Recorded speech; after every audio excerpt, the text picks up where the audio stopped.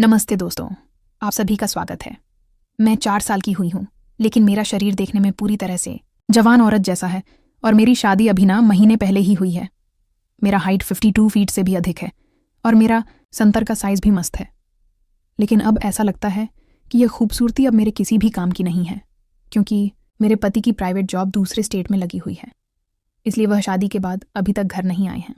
मेरे ससुराल में मेरा 19 साल का देवर मेरे ससुर जी और उनकी माँ रहती हैं। मेरी सासू माँ का 2 साल पहले देहांत हो गया था, इसीलिए मेरे पति मुझे अपने साथ नहीं ले गए, क्योंकि मुझे घर संभालना था। अब मेरी फीलिंग समझने वाला यहाँ पर कोई नहीं था।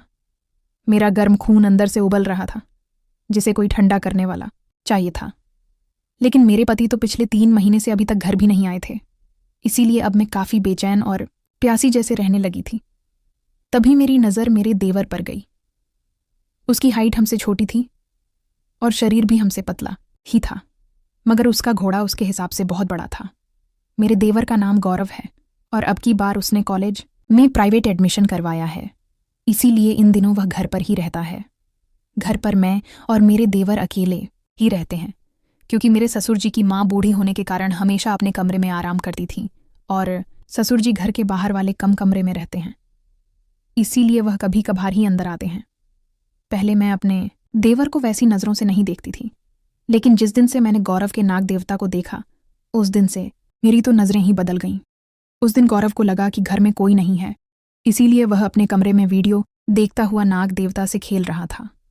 तभी अचानक मेरा वहां से गुजरना हुआ और मेरी नज़र खिड़की पर पड़ गई, क्योंकि अंदर से थोड़ी थोड़ी वीडियो की आवाज़ आ रही थी।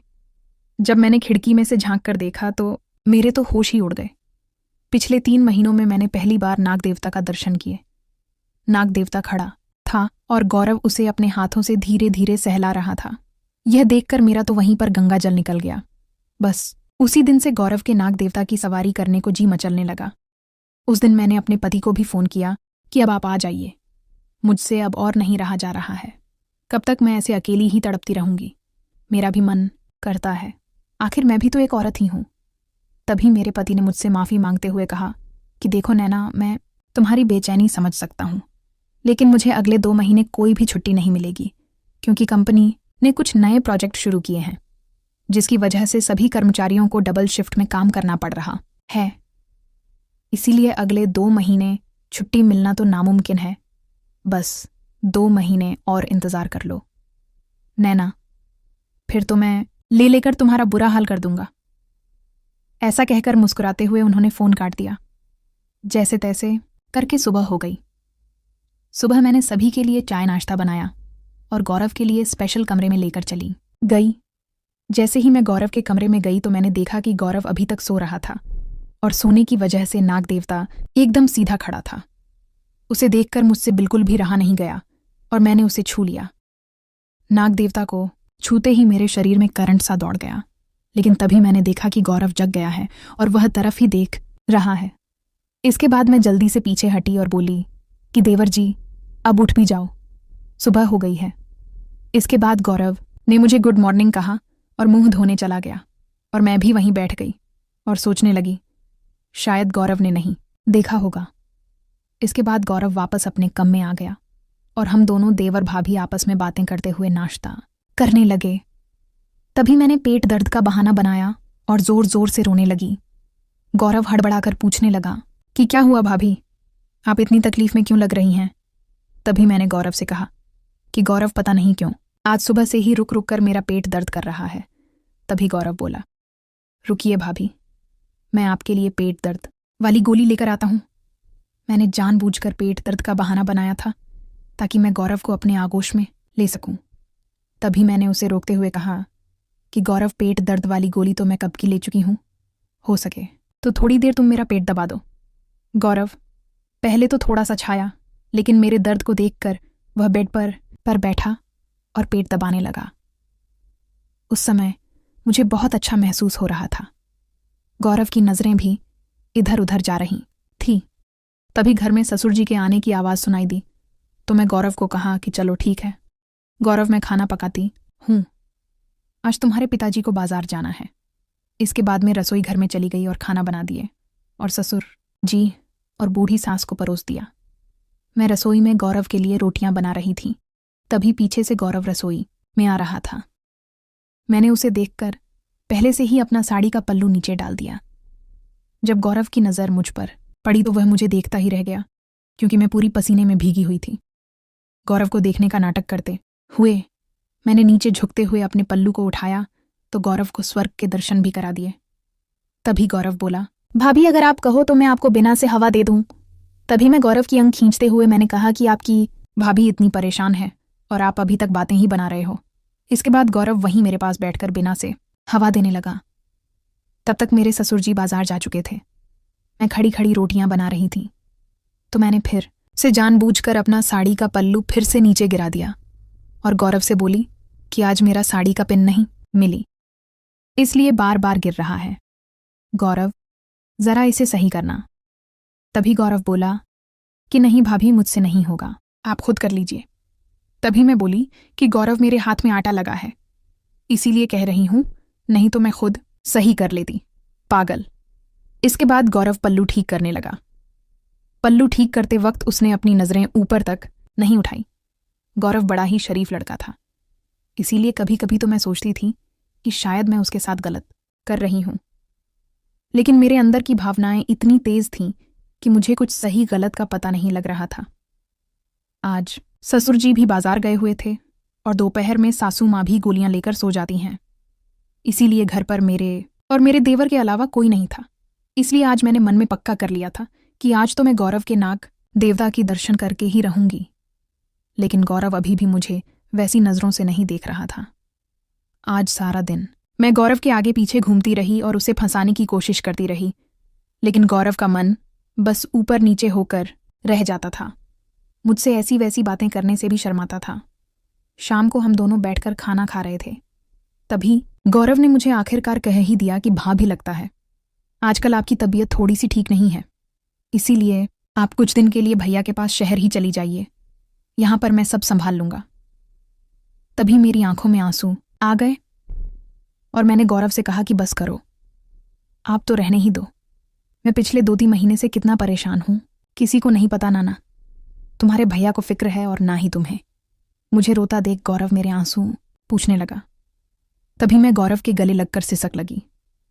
मैंने उस समय पता नहीं क्या क्या बोल दिया। मैं गौरव से कहने लगी कि देवर जी, मुझे आप में आपके भैया जैसे नजर आते हैं, इसीलिए मैं कभी कभी आपके आगे पीछे कुछ ज्यादा ही घूमने लगती हूँ, प्लीज आप इसका बुरा मत मानना। तभी गौरव मुझसे कहने लगा कि नहीं भाभी, आपकी बातों का मैं क्यों बुरा मानूंगा, आप जैसी भाभी तो किस्मत वालों को ही मिलती है। तभी मैंने गौरव का हाथ पकड़ लिया और उसे सहला हुए पूछने लगी कि देवर जी, आप मुझसे इतना दूर दूर क्यों भागते हैं? क्या मैं आपको अच्छी नहीं लगती हूं या मैं आपकी गर्लफ्रेंड जैसी सुंदर नहीं हूं? तभी गौरव मुझसे बोला कि नहीं भाभी, ऐसी कोई बात नहीं है, यहां तक कि मेरी तो कोई गर्लफ्रेंड भी नहीं है। तो मैंने उसकी गोदी में सर रखकर उससे कहने लगी कि तुम्हारा कोई गर्लफ्रेंड नहीं है तो तुम मुझे बना लो ना, क्यों इतना तड़पा रहे हो? तुम भी तो अपने भैया जैसे ही हो ना, वह मेरी सुनते हो और ना तुम। तभी गौरव बोला, पर भाभी, आप तो मेरी भाभी हो और अपनी भाभी के साथ ऐसा वैसा करना तो गलत होता है। आज मेरा इमोशनल होना गौरव पर थोड़ा भारी पड़ गया था और वह मुझे अपने दिल की सारी बातें बताने लगा। वह भी कहने लगा कि भाभी जी, जब मैं आपको देखता हूं तो मेरे शरीर में भी करंट सा दौड़ने लगता है। उस दिन जब मैंने आपको पसीने में तर देखा तो आपके साथ गौरव इतना बोलकर चुप हो गया, तो मैंने उससे कहा कि आग बोलो ना, मुझे आपसे यही सुनना है। मुझे भी अच्छा लगता है, अगर तुम मुझे पहले कह देते तो मैं तो कब से तैयार थी। इसके बाद तो मैं खुश हो गई थी।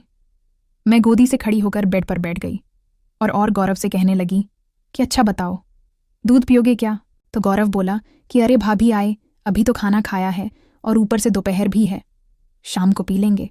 तभी मैंने कहा, अरे देवर जी, आप तो अभी बच्चे के बच्चे ही रह गए, मैं वह वाले दूध की बात नहीं कर रही हूं। तभी राहुल का मुंह लाल हो गया और उसने शर्माते हुए नजरें नीचे झुका लीं।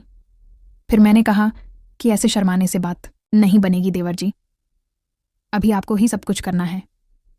फिर मैं उससे पूछने लगी कि क्या कभी तुमने कभी किसी को नाग देवता का दर्शन करा हो?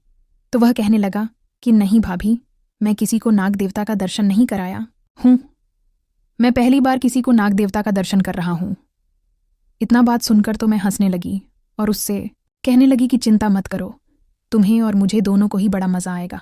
चलो अब जल्दी से तैयार हो जाओ। तभी अचानक से घर का दरवाज़ा बजा। मैंने गौरव से कहा कि तुम ज़रा रुको, मैं देख कर आती हूँ। कौन है? शायद ससुर जी आ गए हैं। जैसे ही मैंने बाहर जाकर दरवाज़ा खोला तो मैं देखकर हैरान हो गई, क्योंकि सामने मेरे पति थे। तभी मैंने चौंक कर कहा, आप तो वह कहने लगे कि क्यों, क्या बात हुई? मेरी जान, मैं ही हूं। आज आपके पतिदेव साक्षात प्रकट हुए हैं। अनिल ने मुझे दरवाजे से ही गोदी में उठा लिया और कहने लगे कि चलो आज तुम्हें दिन में तारे दिखाता हूं। आज से पूरे 3 दिन तक मैं तुम्हें सांस भी नहीं लेने दूंगा। तभी मैं उनसे कहने लगी कि चलो बच्चों वाली हरकतें छोड़ो और अब नीचे उतारो, गौरव देख लेगा। लेकिन वह नहीं माने और सीधा मुझे अपने कमरे में ले गए। थोड़ी देर बाद मैंने उनके लिए खाना लगा दिया और वह भी फ्रेश होकर आ गए। गौरव भी उनसे मिला और हम तीनों ने दोपहर का खाना खाया। मैंने उनसे पूछा कि आप तो कह रहे थे कि अगले 2 महीने तक कोई छुट्टी नहीं मिलेगी, फिर कैसे आ गए? तो वह कहने लगे कि बस तुम्हारे लिए ही आया हूं। खाना खाकर हम सभी आराम करने लगे और शाम तक ससुर जी भी आ गए तो सभी लोग बहुत खुश थे। अन्य भी अपनी बहुत सारी बातें सुनाने लगे और रात को खाना खाकर हम सो गए। मैंने उस रात अनिल से बहुत सारी बातें की और उसने भी बहुत बातें बताईं, लेकिन वह दिन में थकने के कारण आधे घंटे ही ले पाए। लेकिन 3 महीनों बाद उस आधे घंटे में मुझे स्वर्ग जैसा आनंद मिला। अब अनिल 5 दिन रुके थे और इन 5 दिनों में उन्होंने मेरा बुरा हाल कर दिया था। देने के बाद मैं ठीक से चल भी नहीं पाती थी। वह दिन में भी और रात में भी, कमरे में भी और या यहाँ तक कि बाथरूम में भी लेने लगे थे। ये 5 दिन कब निकल गए मुझे बिल्कुल भी पता नहीं चला। हालांकि 3 दिनों की ही छुट्टी लेकर आए थे, लेकिन मैंने उन्हें ज़बरदस्ती 2 दिन और रख लिया, क्योंकि अब पता नहीं आगे कब वापस आना हो। अनिल अब वापस जी